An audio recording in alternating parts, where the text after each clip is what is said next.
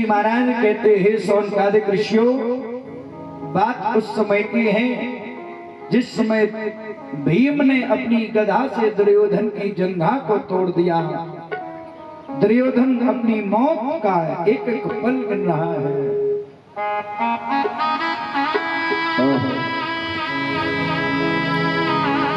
गोरा दयालपुर से हमारे फौजी भैया आए हैं और इन्होंने हमारी कथा करवाई थी पिछले वर्ष गोरा दयालपुर।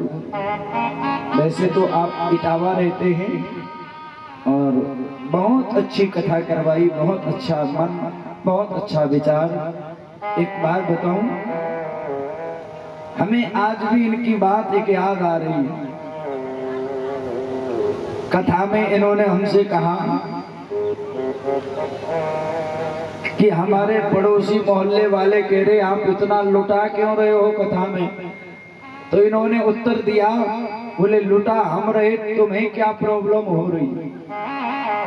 हमें बड़ी खुशी हुई, इसलिए नहीं हुई, क्यों? बोले जो दान कर रहा उसे कष्ट नहीं हो रहा, पर जो पड़ोसी वो सोच रहा ये पागल है इतना लुटा रहा। पर मैं व्यासपीठ से कहता हूँ, जो दिल से दान देता है, जो दिल से धर्म करता है, भगवान उसको इस जन्म में तो सुखी रखेगा, पर अगले जन्म में भी उसका खाता में लिख दिया जाता है। मैंने वृंदावन में कथा की जुलाई में पिछले साल। बिहार से, झारखंड से, राजस्थान से काफी भक्त लोग आए, कथा सबका सहयोग था, उसमें आपका भी बहुत बड़ा सहयोग था। और भगवान ने चाहा तो इस वर्ष भी अभी कन्फर्म रही है, अगर ठाकुर जी ने चाहा तो इस वर्ष भी सावन के महीने में या भादों के महीने में वृंदावन में फिर भागवत कथा होगी। क्योंकि वृंदावन में कथा सुनने का फल बहुत बड़ा फलदायक होता है, लाभकारी होता है। महाराज 7 दिन कथा हुई, भंडारा हुआ, संत महात्माओं का बड़ा आनंद आया। तो इनका पैसा वृंदावन में कथा में लगा और वहां हजारों संतों ने भंडारा पाया। सच बताना, इनका पैसा गलत लगा या अच्छा लगा? जो वृंदावन में संत निवास कर रहे उन्होंने प्रसाद पाया, कितना सौभाग्य की बात है।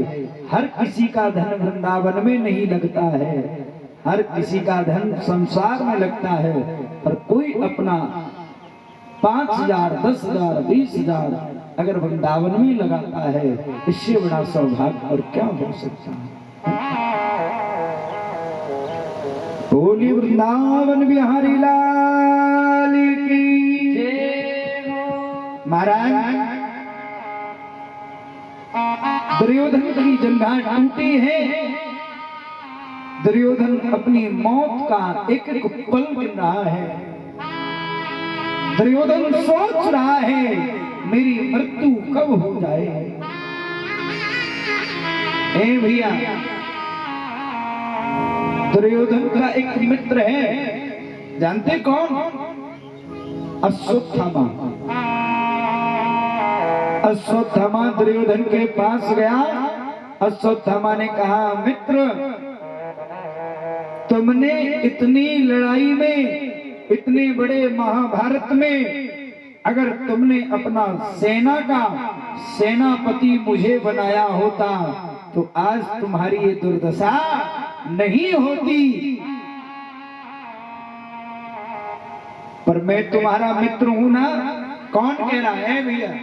अश्वत्थामा कह रहा है दुर्योधन से, मैं तुम्हारा मित्र हूं ना, कोई बात नहीं, तुम्हारा अंतिम समय है, अब तुम अपनी अंतिम इच्छा बताओ, मैं तुम्हारी वो अंतिम इच्छा को पूर्ण करूंगा, क्योंकि तुम्हारा मैं मित्र हूं।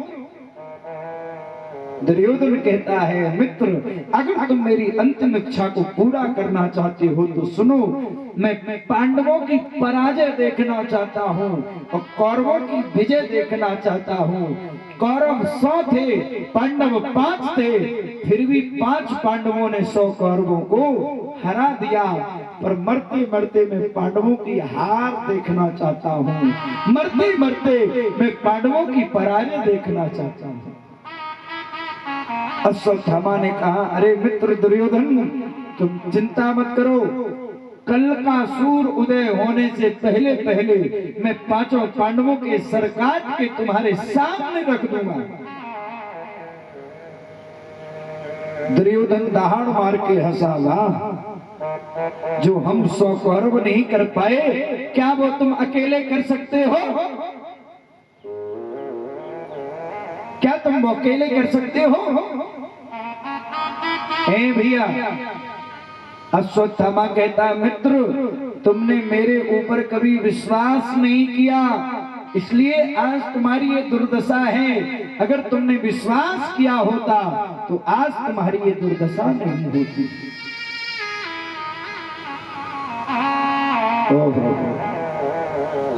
अश्वत्थामा ने चल दिया। रात्रि के 12 बजे हैं। इधर पांचों पांडव एक कमरे में सो रहे हैं, एक कक्ष में सो रहे हैं।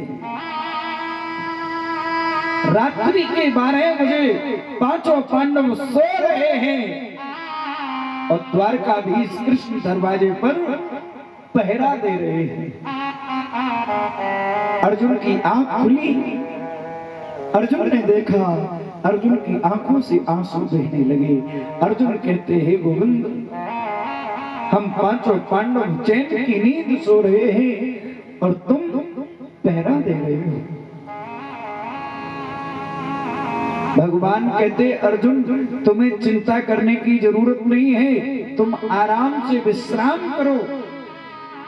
अर्जुन विवल होकर रो पड़े।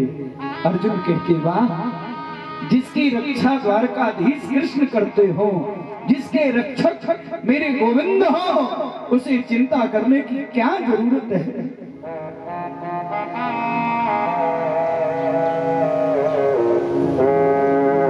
जाए राखे साया,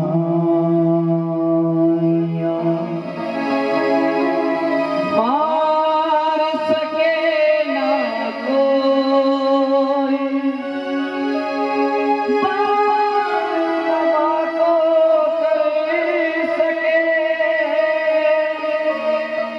चाहे जग मेरी हो।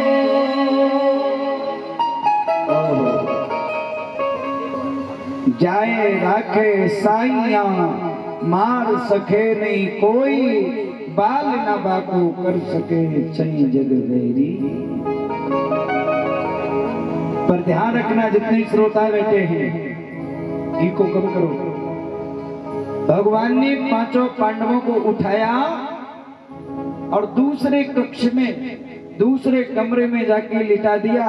पांडवों, इस कमरे में, इस कक्ष में तुम्हारा सोना शुभ नहीं है। पर भगवान से भूल हो गई, भगवान से गलती हो गई।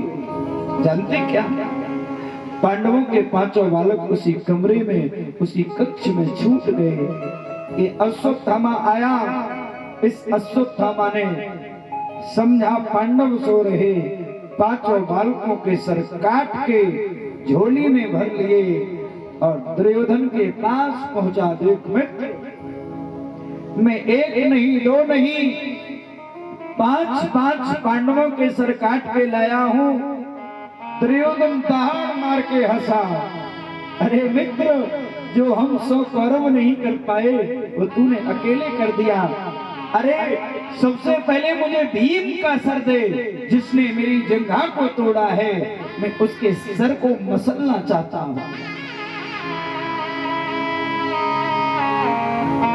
सच बताना चाहता हूं, मासूम बच्चे का सर कितना मुलायम होता है। जैसे ही बच्चे का सर दिया, दुर्योधन ने बच्चे जैसे हाथों से जैसे ही मसला, वो जमीन पर अपने आप बिखर गया। दुर्योधन ने देखा, अरे मित्र, तूने ये क्या कर दिया? तूने तो पांडवों का कुल ही नष्ट कर दिया।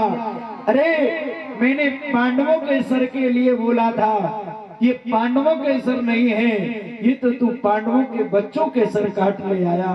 तूने तो पांडवों के कुल को ही नष्ट कर दिया। ध्यान देना, दुर्योधन पापी था, दुर्योधन दुराचारी था, लेकिन दुर्योधन को यहां बड़ा कष्ट हुआ।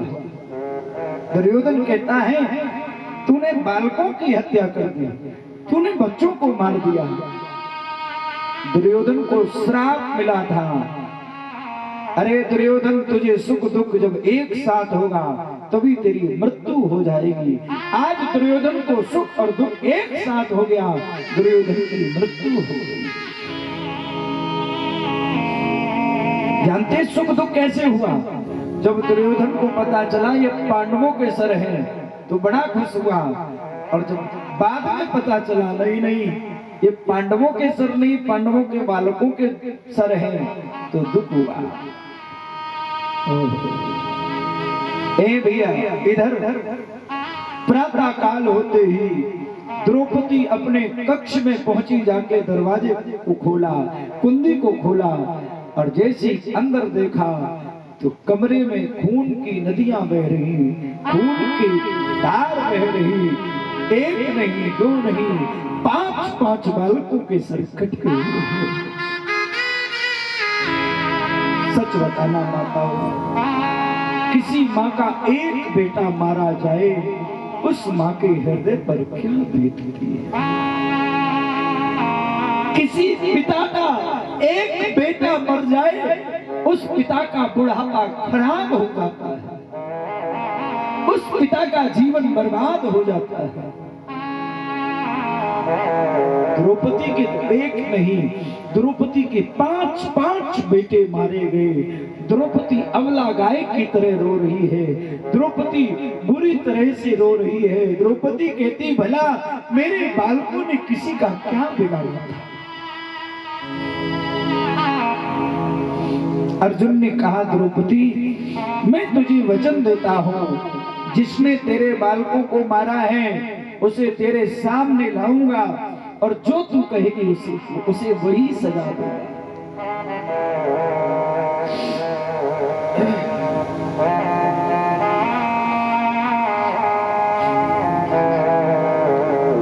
अर्जुन ने रथ पर सवार होकर के भगवान सारथी बने हैं, अश्वत्थामा का पीछा किया। अश्वत्थामा घबरा गया, अश्वत्थामा ने ब्रह्मास्त्र छोड़ दिया, और जैसे ही ब्रह्मास्त्र छोड़ा ए भैया अर्जुन घबराने लगे। भगवान ने कहा अर्जुन घबराओ नहीं, लोहा लोहे को काटता है, तुमने ब्रह्मास्त्र छोड़ो। अर्जुन ने ब्रह्मास्त्र छोड़ा, दोनों आपस में टकरा के शांत हो गए। भगवान ने कहा अर्जुन और समय लगाया तो समय हाथ से निकल जाए। भगवान ने उत्तरा के गर्भ की पुकार को सुना, भगवान दौड़ पड़े, एक रूप से अंदर गर्भ में प्रवेश कर गए और एक रूप से सुदर्शन चक्र से बाहर रक्षा कर रहे। भगवान ने तुरंत महाराज ब्रह्मास्त्र को समाप्त किया, उत्तरा के गर्भ की रक्षा की। भगवान पूछ रहे हैं उत्तरा अब तुम्हें कैसा लग रहा? उत्तरा कहती जिसके सामने गोविंद खड़े हैं उसकी रक्षा तो भगवान गोविंद करते, उसका कौन क्या बिगाड़ सकता है। भैया श्रोताओं से निवेदन है मेरा हाथ जोड़ करके, इस सारा दृश्य जानते कौन देख रहा था?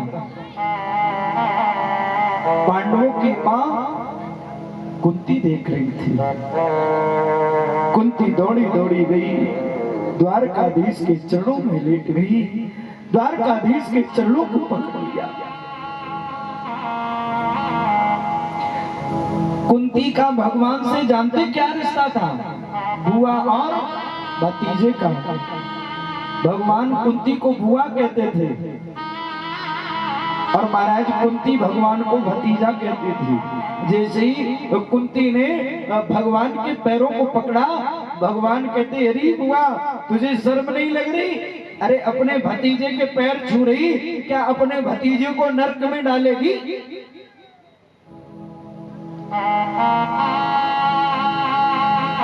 कुंती कहती गोविंद आपका नाटक अब खत्म हो गया, आपका ये नाटक खत्म हो गया। आप किसी को बुआ बनाते हो, किसी को फूफा बनाते हो, पर मुझे तो आज पता चला ना तुम्हारी कोई बुआ है ना तुम्हारा कोई फूफा है। मुझे तो आज पता चला सारे जगत के परम ब्रह्म परमात्मा, सारे जगत के पिता तो आप हो। ए भैया, भगवान कहते मुझे लगता बुआ की बुढ़ापे में बुद्धि ठीक नहीं है। अरे अपने भतीजे को भगवान बता रही, अपने भतीजे को भगवान बता रही। कुंती विवल होकर रो पड़ी, आंखों से आंसू बह रही। कुंती कहती गोविंद मैंने अभी अभी देखा उत्तरा के गर्भ की रक्षा आपने की है। गर्भ की रक्षा साधारण व्यक्ति कर नहीं सकता, गर्भ की रक्षा भगवान के सिवा और कोई नहीं कर सकता है। किसी माँ का गर्भ नष्ट हो जाए तो माताएं कहती भगवान के ही हाथ में है। कुंती कहती गोविंद आप भगवान नहीं हो तो कौन हो? भगवान कहते हैं अरे बुआ, अगर तूने मुझे भगवान मान लिया है तो अब तू हमसे कुछ मांग ले। अगर तूने मुझे भगवान ही मान लिया है तो तू हमसे कुछ मांग ले।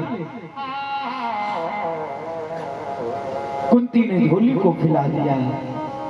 अब कुंती कहती गोविंद सुनो, देना है ना?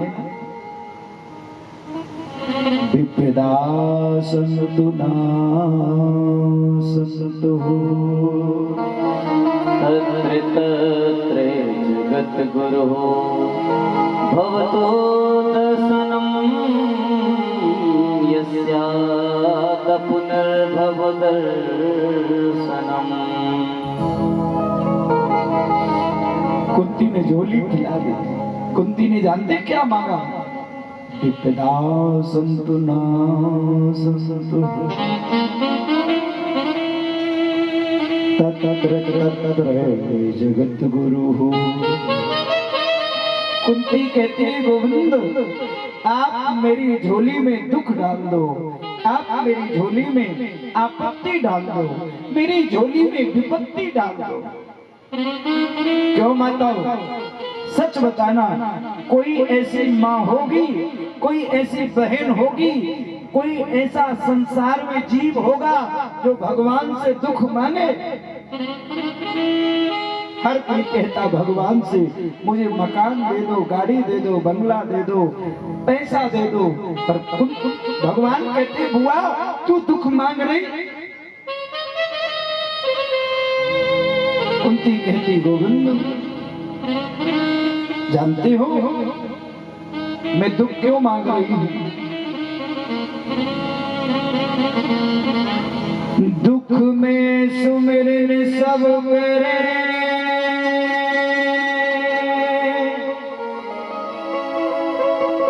सुख में करे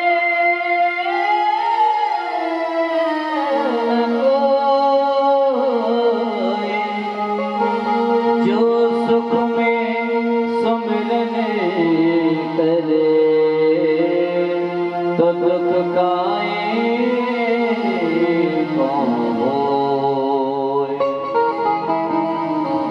सुख के माथे सिल पड़े जो हरि हृदय से जाए, बलिहारी दुख की जो पल पल हे भैया, कुंती कहती गोविंद जिस दुख में आपकी याद आती हो वो दुख हमें स्वीकार है, और जिस सुख में आपकी याद न आए ऐसे सुख पर पत्थर पड़ जाए। कुंती कहती बोल सुख भी आपका है और दुख भी आपका है, हम किसे छोड़े। सुख भी मुझे प्यारे हैं, दुख भी मुझे प्यारे हैं, छोड़ो मैं किसे भगवन, दोनों ही तुम्हारे हैं, दोनों ही तुम्हारे हैं, दोनों ही तुम्हारे हैं। सुख भी मुझे प्यारे हैं, दुख भी मुझे प्यारे हैं, छोड़ो मैं किसे भगवन, दोनों ही तुम्हारे हैं। कन्हैया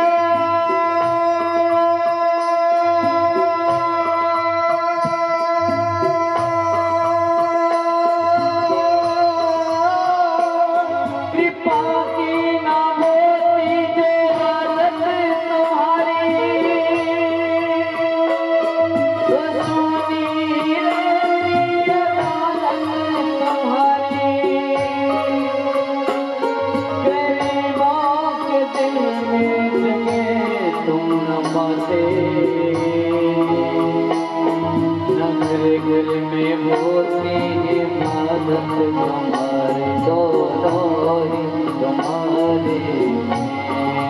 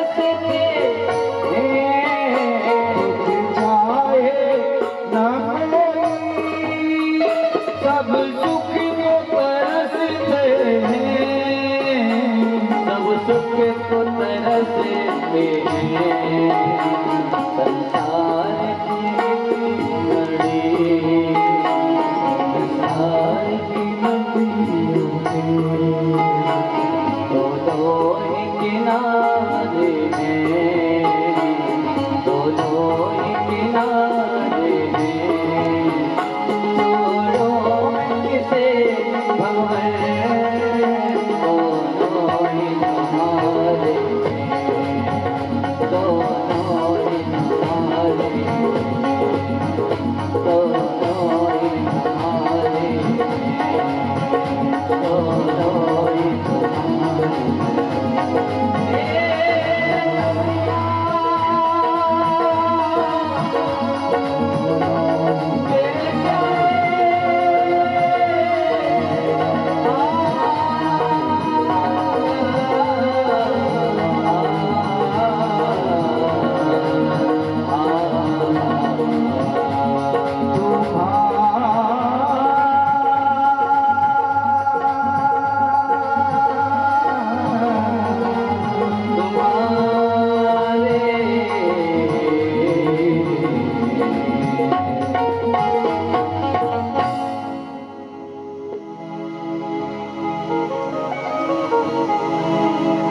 दोनों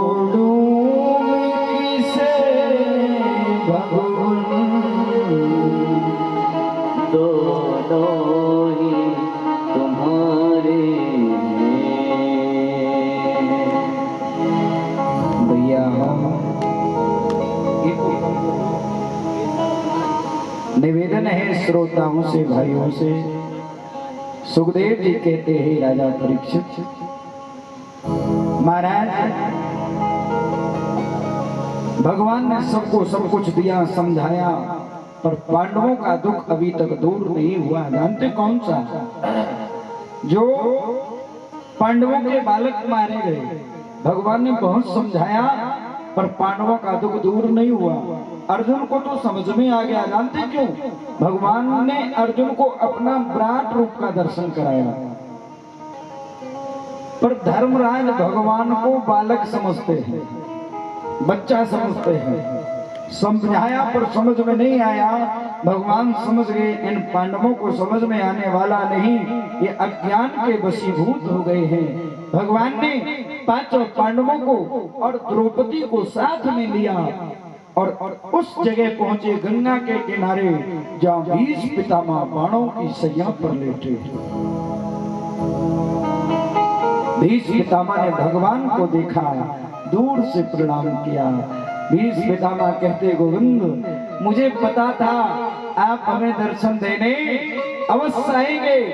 मुझे 6 महीने हो गए। जानते किस पर?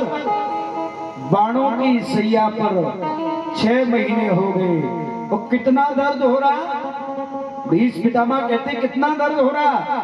जैसे एक रोम में 1000 बिच्छू एक साथ डंक मार दें, इतना रोम रोम में असहनीय दर्द हो रहा जो सहन करने के योग्य नहीं है।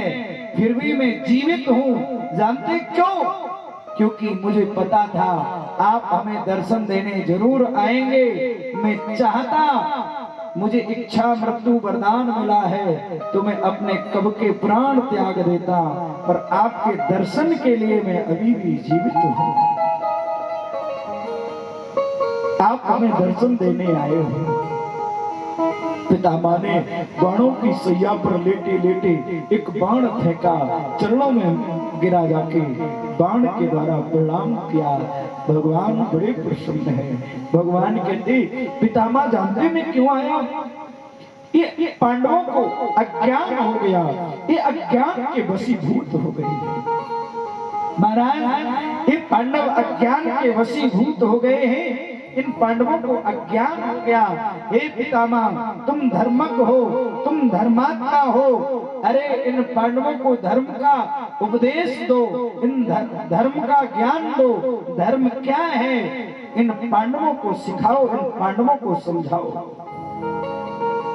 हे भैया भीष्म पितामह कहते वाह गोविंद जिसके सामने इतना बड़ा ज्ञानी खड़ा हो, उसके सामने मैं क्या उपदेश करूंगा?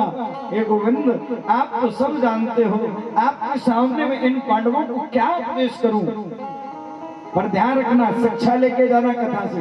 पितामह ने एक बड़ी सुंदर बात कही। पितामह कहते, गोविंद, अपने से बड़ों की आज्ञा को टाला भी तो नहीं जा सकता।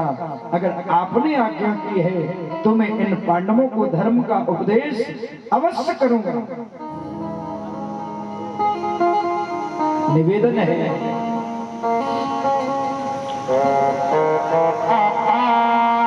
भीष्म पितामह बाणों की सैया पर लेटे पांडवों से कह रहे, देखो पांडवों, जानते हो सबसे बड़ा धर्म क्या है?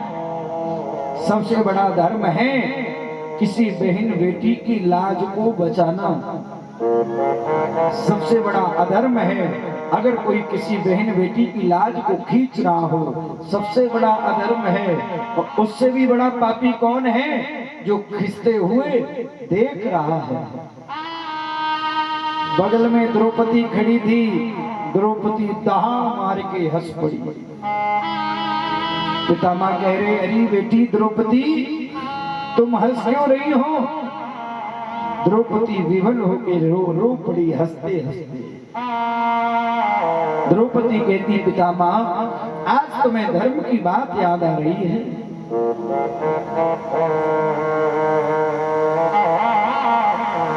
अभी तो ही आई याद धर्म की, अंत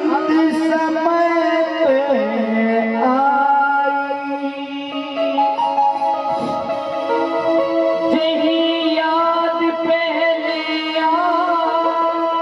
यही याद पहले आ जाती, होती ना ये लड़ाई, होती ना ये लड़ाई।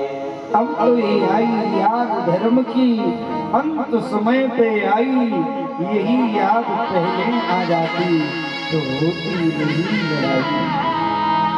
अरे पितामह, आज तुम धर्म की बात कर रहे हो, उस समय तुम्हारा धर्म कहाँ क्या था? दुशासन ने भरी सभा में मेरे चीर को खींच रहा था, मेरी साड़ी को खींच रहा था। वो तो द्वारकाधीश कृष्ण की कृपा हो गई। ए भैया, अब समय आ गया, जरा हाथ ध्यान देना। मैं ऊपर हाथ क्यों करवाता हूं, नोट कर लेना, लिख लेना। द्रौपदी ने सबसे पहले अपने 5 पतियों की तरफ देखा, मेरी लाज बचाओ। 5 पांडव द्रौपदी को जुआ में हार गए, सर नीचा कर लिया। तब द्रौपदी भीष्म पितामह की तरफ देखती है, अरे ये तो निर्लज्ज है, ये तो मेरी लाज बचा नहीं सकते। तुम तो धर्मज्ञ हो, तुम तो धर्मात्मा हो, तुम मेरी लाज को बचाओ। उस भरी सभा में भीष्म पितामह ने भी अपना सर नीचे झुका लिया।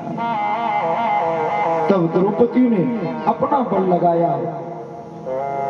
जब द्रौपदी का भी बल छीन हो गया, थोड़ी साड़ी बची, द्रौपदी ने वो साड़ी नीचे पटक दी और दोनों हाथ ऊपर कर लिए। हे गोविंद, अब मेरी लाज तेरे हाथ में है, चाहे बचा ले और चाहे गमा दे। तारो न तारो नाथ, मर्जी तुम्हारी है, करता रोगे नहीं नाथ, हंसी हमारी नहीं तुम्हारी है। हे गोविंद, अगर आज मेरी लाज नहीं बची तो इसमें मेरी नहीं तुम्हारी हंसी होगी। भगवान ने द्रौपदी की करुण पुकार को सुना। भगवान ने एक पल की देरी नहीं की, इतना चीर बढ़ाया, इतना बढ़ाया, दुशासन खींच खींच के मूर्छित हो गया, जमीन पर गिर गया। साड़ी ही की नारी है, नारी ही की साड़ी है, कि साड़ी नीच नारी है। महाराज इतना चीर बढ़ाया, इतना बढ़ाया, दुशासन मूर्छित होकर के जमीन पर गिर पड़ा। सच बताना, जितने श्रोता बैठे, आप लोगों से मेरा प्रश्न है, भगवान चाहते तो दुशासन को मार देते, सारा झंझट ही खत्म हो जाता, पर भगवान ने दुशासन को मारा नहीं। और दुशासन को मारने में कोई दोष लगता नहीं लगता। क्यों? जिस समय राम जी ने बाली को मारा तो राम जी बाली से कहते, अनुजी अनुजी मधु भगनी सुनारी,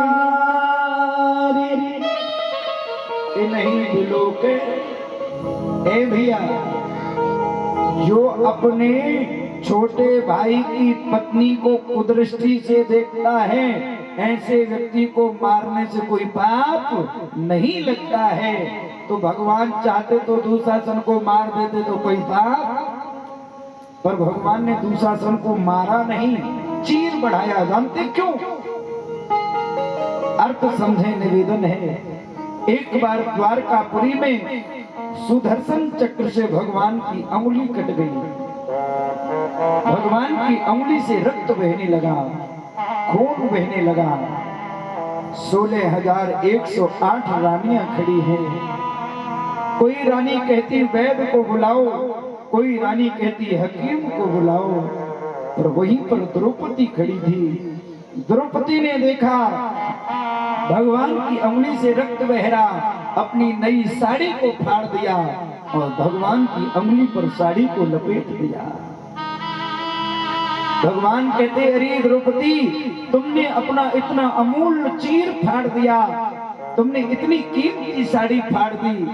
द्रौपदी कहती, गोविंद, ये चीर मैंने नहीं फाड़ा, इस चीर में जो धागे हैं ना, आपकी अंगुली पर खून देख करके इन धागों से रहा नहीं गया, ये धागे अपने आप निकल करके आपकी अंगुली पर लपट गए। वो धागे हैं अभागे, जो प्रभु के कार्य में आगे न भागे। भाग्य उन्हीं के जागे, जो धागे प्रभु की अंगुली पे लागे। हे भैया, जय हो, इधर से आ जाओ। वो धागे हैं अभागे, जो प्रभु के कार्य में आगे ना भागे। भाग उन्हीं के ही जागे, जो धागे प्रभु की अंगुली पे लागे। भैया, हमारे महुला से आड़तिया साहब पधारे हैं, और महाराज एक बात कहूंगा आप लोगों से, अगर आप आज आए हैं, आपका क्षेत्र है, आज तो दूसरा ही दिन है, पर हाँ, अब तीसरे चौथे दिन आना जरूर, एक दिन और चौथे पांचवें दिन आना है आपको, है? क्योंकि ये बात मैं क्यों कह रहा हूँ, क्योंकि आपके पिताजी ने इटावा जिला नहीं, पूरे अपने यूपी में ऐसा नाम किया है। महाराज निस्वार्थ सेवा की है। अभी ताली मत बजाओ, मैं कहीं भी कथा करूं, वृंदावन में करूं, कहीं भी करूं, और मैं कभी भी इनसे कहता हूं मैं वहां कथा कर रहा हूं, अपने आप जो जितना मर्जी आए उतना सहयोग, मैं अगर बोल दूं उतना सहयोग करते। बात सहयोग की नहीं है, आप अर्थ गलत मत लेना, बात भाव की है। जो आपके पिताजी ने निस्वार्थ सेवा की, वो आप भी कर रहे हैं, और किसी को अपने दरवाजे से खाली हाथ नहीं लौटाते। एक बार बहुत तेजी से तालियां बजाएं। बहुत बहुत धन्यवाद आपके लिए। बोले भगवान की जय हो। अब कुछ ऊपर प्रसाद तो है नहीं, बाद में देंगे, हम थोड़ी देर बैठ लें। बोली राधा रानी सरकार की। महाराज महोला से हमारा पुराना संबंध हो गया है और हम कहते हैं हम महोला में आए या ना आए, पर देखो नंगला देव सेन में आ गए, आ तो बगल में ही गए हैं।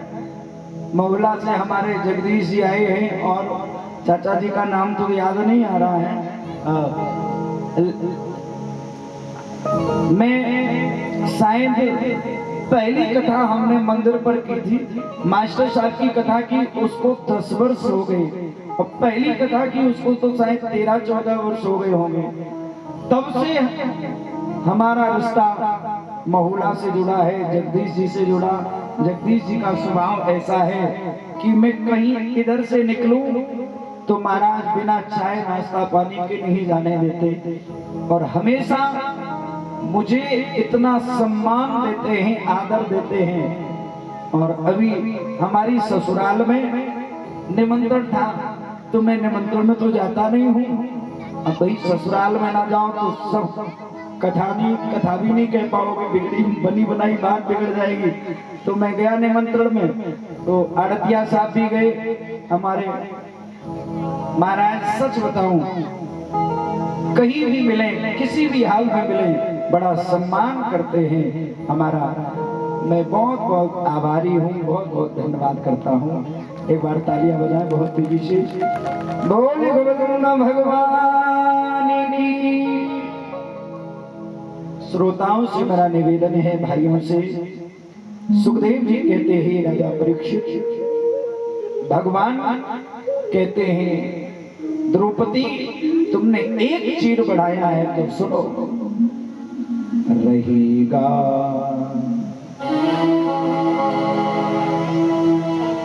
रहेगा याद ये दिन मुझको तेरे में काम आऊंगा, तेरे में काम आऊंगा। तूने एक चीर फाड़ा है, मैं चीर के चीर बढ़ाऊंगा, तेरे में काम आऊंगा। भगवान कहते हैं द्रौपदी समय आने पर मैं चीर पर चीर बढ़ाऊंगा। भगवान ने इतना चीर को ही बढ़ाया। भगवान किसी का कर्जा नहीं रखते। इस हाथ से अगर भगवान को दोगे तो भगवान इस हाथ से 2 गुना दे देता है। पहला भाव। दूसरा भाव, हाथ जोड़ के निवेदन है, दूसरा भाव बड़े बड़े विद्वानों ने अर्थ किया है। महाराज एक बार दुर्वासा ऋषि यमुना जी में स्नान कर रहे थे। यमुना जी की तेज धार से महाराज दुर्वासा ऋषि की कोपीन लंगोटी यमुना जल में बह गई। द्रौपदी अपनी सखियों के साथ में यमुना जल में स्नान करने के लिए आई। द्रौपदी तट पर खड़े खड़े आधा घंटा 1 घंटा हो गया। द्रौपदी ने कहा महात्मा जी आप जल से बाहर निकलो, मैं जल में स्नान करना चाहती हूँ अपनी सखियों के साथ में। दुर्वासा ऋषि कहते बेटी तुम मेरी बेटी के समान हो और मैं तुम्हारे पिता के समान हूँ। यमुना जल में स्नान करते करते मेरी कोपीन बह गई। मैं यमुना जल में नग्न अवस्था में हूँ, मैं तुम्हारे सामने कैसे आऊं? द्रौपदी ने उसी समय अपनी साड़ी को फाड़ा और यमुना जल में फेंक दी। दुर्वासा ऋषि ने उसी से अपनी लंगोटी बना के और बांध करके जल से बाहर आए और द्रौपदी को आशीर्वाद दिया। अरे द्रौपदी आज तूने मेरी लाज बचाई, समय आने पर भगवान तेरी लाज को बचाएगा। आज भगवान ने इसलिए द्रौपदी की लाज को बचाया। महाराज भीष्म पितामह कहते हैं द्रौपदी मैं जानती हूं तुम्हारी लाज क्यों नहीं बचा पाया। मैंने पहले कौरवों का नमक खाया था, आज मुझे 6 महीने हो गए बाणों की सैया पर लेटे लेटे। मैंने जितना कौरवों का नमक खाया था वो सारा रक्त निकल चुका है।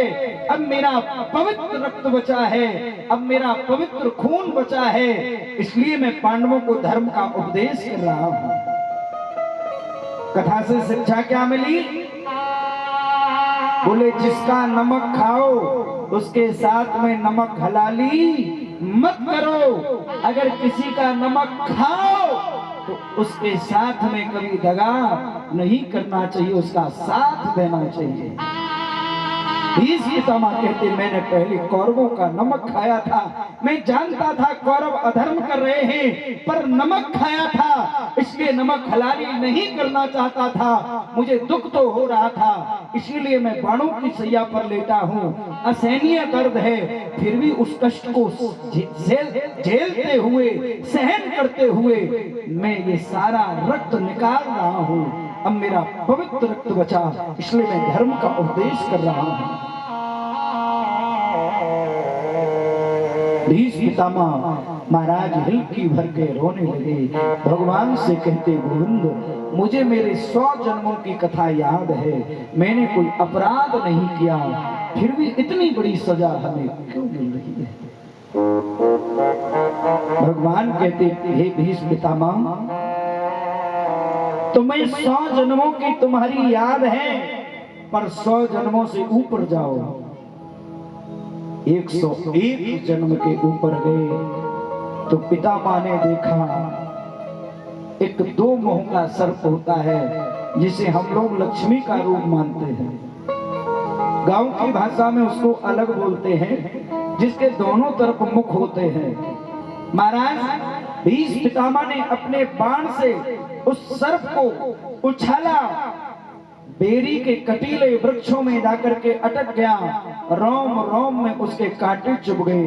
वो सर्प तड़प तड़प के अपने प्राणों को छोड़ा। भगवान कहते पितामह वही सजा तुम्हें मिल रही, जैसी करनी वैसा फल, आज नहीं तो निश्चय कल। और ये तो हम लोग कवियों ने बनाया, पर गोस्वामी तुलसी बाबा लिख रहे हैं कर्मो प्रधान विसर चिराखा, कर्मो प्रधान विसर चिराखा, कर्मो प्रधान विसर चिराखा।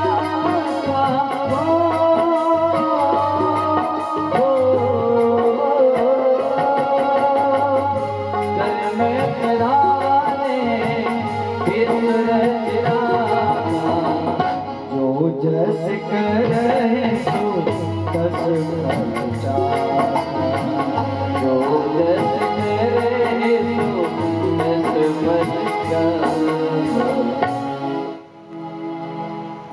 कर्म प्रधान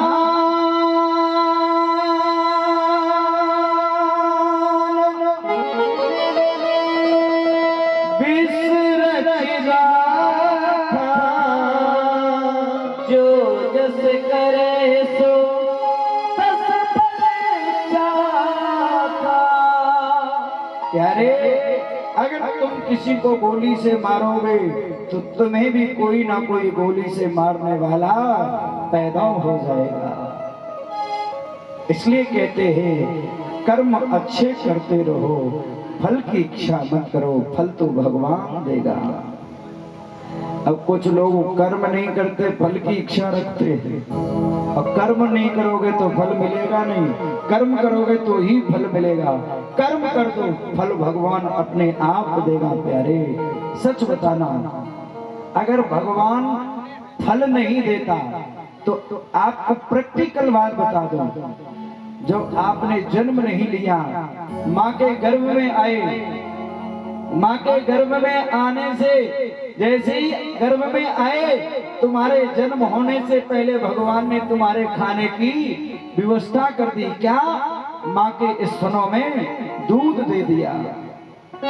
बोलो, जैसे ही तुम पैदा हुए माँ के स्तनों से दुग्ध निकलने लगा, तुम दूध पीने लगे।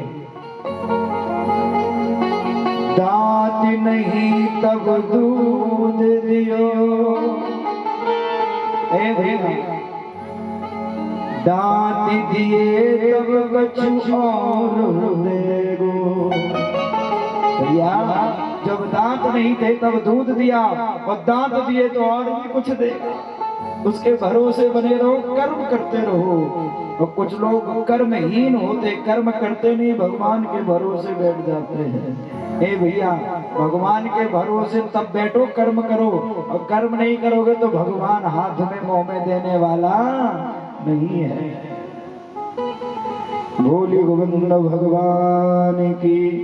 पितामह कह रहे गोविंद अब मैं चलना चाहता हूँ, मुझे इच्छा मृत्यु वरदान मिला है, आपकी वो झांकी मेरे हृदय में बस जाए। आपने प्रण किया था कल के युद्ध में कोई अस्त्र शस्त्र नहीं उठाऊंगा, और मैंने प्रण किया था कल के युद्ध में आपको अस्त्र शस्त्र नहीं उठवाया तो मैं भी गंगा पुत्र नहीं कहूंगा। आपने अपने प्रण को तोड़ के धनुष बाण कह लिए, रथ का पहिया पकड़ लिया। महाराज सारे बाण नीचे डाल दिए। पितामह ने हाथ जोड़ के खड़े हो गए, गोविंद हमें युद्ध नहीं करना था, हमें तो तुम्हारा प्रण को तोड़वाना था। क्या आप प्रण भी तोड़ देते हो? पितामह क्या कह रहे, क्या आप अपना प्रण भी तोड़ देते हो? तो भगवान ने बड़ी सुंदर बात कही। भगवान कहते हे पितामह सुनो,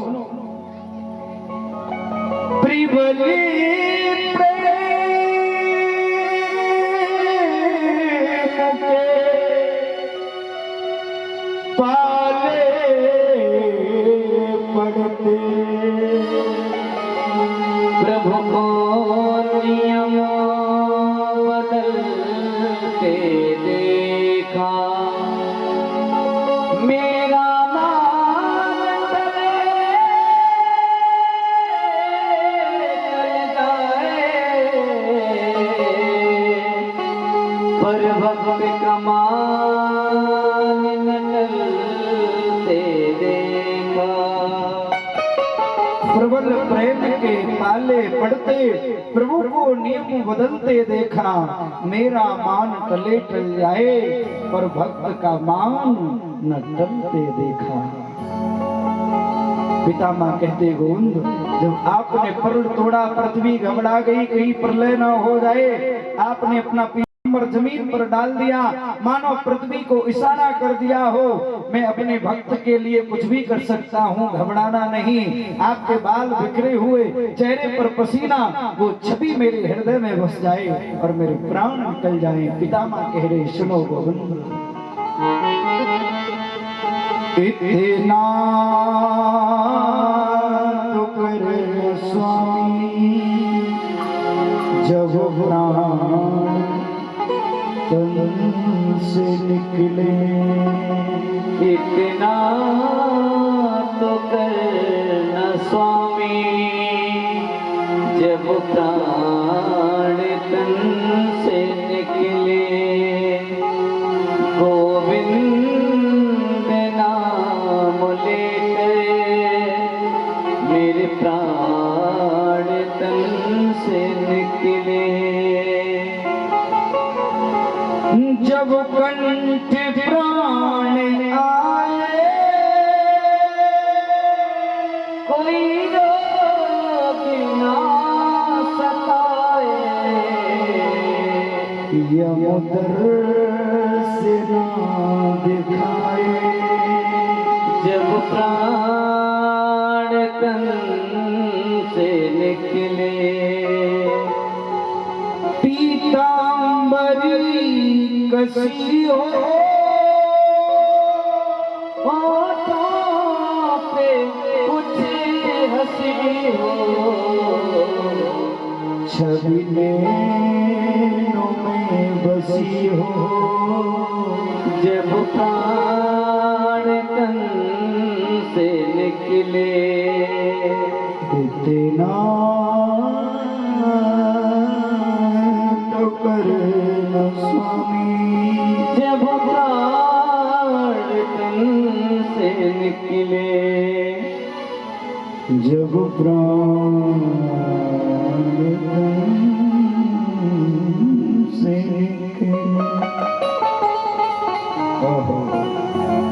ए भैया, बीस पितामह के शरीर से देखते देखते दिव्य ज्योति निकली और भगवान के अंदर समाहित हो गई। बोले गोविंद भगवान की जय हो, बोली राधा रानी सरकार की जय हो। सभी श्रोताओं से मेरा निवेदन है, 6 बज गए हैं और कल देखो 6 के 6:30 भी बजेंगे जब श्रोताओं की संख्या थोड़ी अधिक होगी, क्योंकि महाराज टीचर का पढ़ाने में जब मन लगता है जब स्टूडेंट हो, और स्टूडेंट ना हो तो टीचर का मन भी कम लगता। अब इसलिए निवेदन है श्रोताओं से, भैया 1 मिनट रुक जाए, जितने श्रोता बैठे माताएं बहनें, कथा का लाभ लेना है। आपने आड़तिया साहब LIC वाला देखा हो, बीमा करता, अब वो कहता है एक को जोड़ो, एक को जोड़ोगे तो जो जोड़ेगा उसका कुछ परसेंटेज तुम्हें मिलेगा। तो आप कथा में तो आ ही रहे, आपको तो लाभ मिल ही रहा, पर आप अपने एक और मित्र को कथा में लाएंगे तो उसे तो लाभ मिलेगा मिलेगा, पर उसका आधा लाभ तुम्हें और मिलेगा। इसलिए जितने लोगों को लाओ उतना ही आपको लाभ मिलेगा। तो और लोगों को कल कितने लोग लाएंगे, हाथ ऊपर करें। बहुत सी सोच रही हमको नहीं पकड़ के लाए। अच्छा सच बताना, और कहीं ब्याह हो या कहूँ लड़ाई हो जाए तो तुम पूरे मोहल्ला खींच ले जाती, चल जी जल्दी लड़ाई है, जल्दी चल जल्दी। और कहूँ भंडारो हो तो ए रमकलिया दिया भंडारो हो तो चल। इसलिए निवेदन है, जितनी माताएं बहनें, जितने भाई, सच बताना, शराबी कहीं बारात में जाए आड़तिया साहब, कोई ना ढूंढ पाए और वो पता नहीं कैसे तुरंत ठेका ढूंढ लेते। उन्हें पता नहीं कैसे पता होता कि ये हाँ मिलेगा ठेका। तो शराबी का परिवार बढ़ाता, जुआरी का परिवार बढ़ाता। आप भगवान के भक्त हो तो और भक्तों को लेके आइए, इससे आनंद आए। पर ये विश्वास है, आज दूसरा दिन है, कल इससे 2 गुनी संख्या होगी, परसों इससे और 4 गुनी होगी, क्योंकि अभी शुरुआत है। आइए एक भजन, उसके बाद आरती और प्रसाद। कल बड़े भाव से कल की कथा बता दूं, कल बड़ी सुंदर सृष्टि वर्णन की कथा, महाराज सती चरित्र और ध्रुव चरित्र की कथा। महाराज कल गीता के बारे में बताएंगे, गीता क्या है, गीता में और भागवत में फर्क क्या है, रामचरितमानस में क्या फर्क है। महाराज तीसरी चर्चा कल हम हनुमान चालीसा की करेंगे। हनुमान चालीसा क्यों पढ़ी जाती है और हनुमान चालीसा पढ़ने से लाभ क्या मिलता है। आप लोग कल अधिक से अधिक संख्या में आए और बहुत सुंदर कथा का आनंद लें।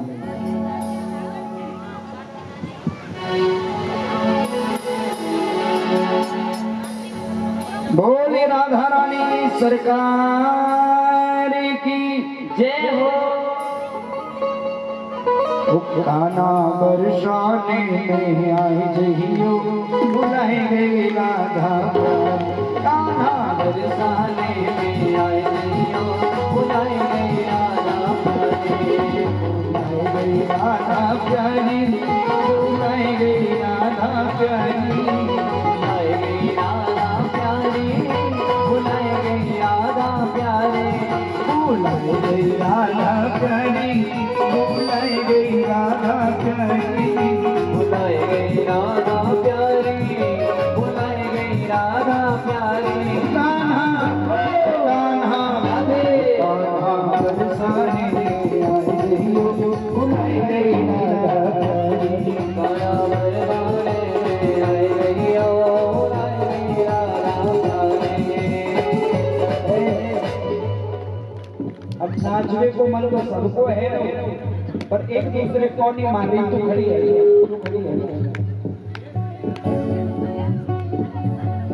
कौन ही मत मारो, जाको मन हो तो नाच ले। ऊपर हाथ करते हुए हरि बोल।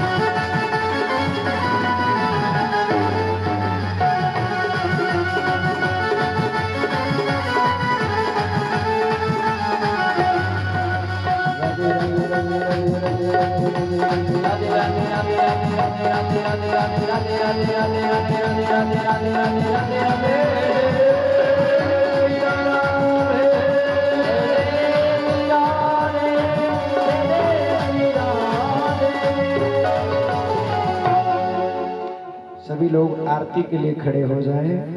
हरि ओम मां चंद्रमा मनसो जा चक्षुषो सूर्यो जायत सूत्राद्वय से प्राण सुमुखादग्निर्जायत।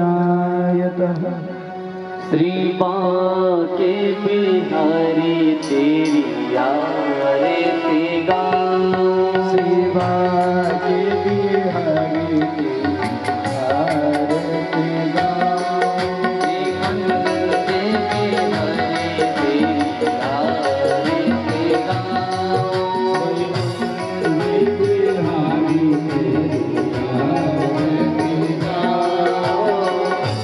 आरती गाओ प्यारे आपको मनावो, आरती गाऊं प्यारे आपको मनाऊं, आरती गाओ प्यारे आपको रिझाओ, आरती गाऊं प्यारे आपको रिझाऊं। श्री बांके बिहारी तेरी आरती गाओ, बांके बिहारी तेरी आरती गाऊं।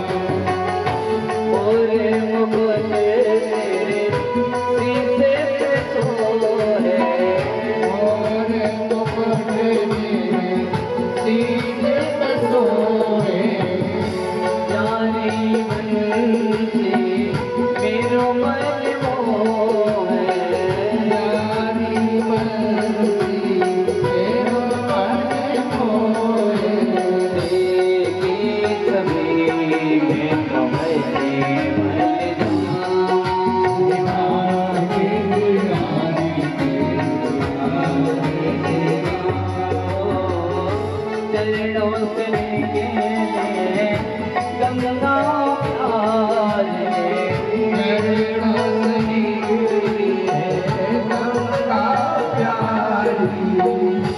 पावन करे तेरे दुनिया सारे, करे तेरे दुनिया सारी, होने चरणों में सीधे जमाऊं,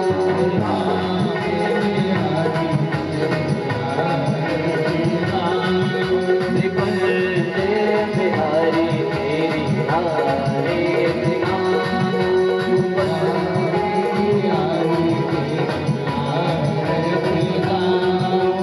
कर्पूरी गौरम करुणावतारम संसारसारम सदा हृदयारविन्दे भवामि, त्वमेव माता च पिता त्वमेव, त्वमेव वेद्याद्रविणं त्वमेव, श्री बांके बिहारी तेरी आरती गाऊं, आरती गाऊं तेरी आरती गाऊं।